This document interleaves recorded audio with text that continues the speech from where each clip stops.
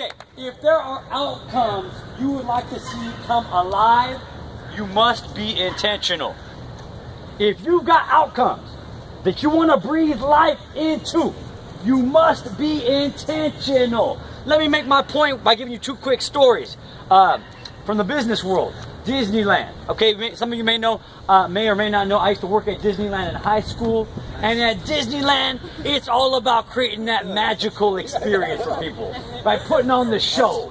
The shows, and so as soon as you step from the backstage into where you're interacting with the guests, you were on.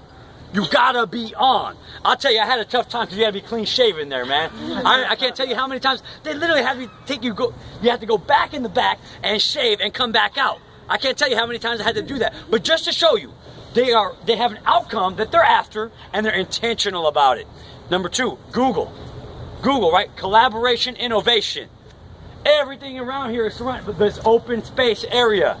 The micro kitchens, group fitness classes, all intended to foster that community, that coordination, that collaboration and innovation. I'm telling you, you got outcomes in your life that you want to breathe life into. It ain't gonna happen on accident. You gotta be intentional. You're planning, you're failing to plan and you're planning to fail.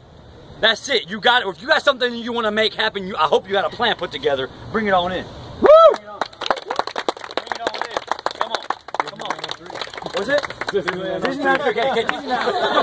I like magic. I'm liking the magic. We're going magic. Magic on three. Magic on three. Magic. 1, 2, 3. Magic. Oh, baby. Good. Excellent. Gotta be intentional.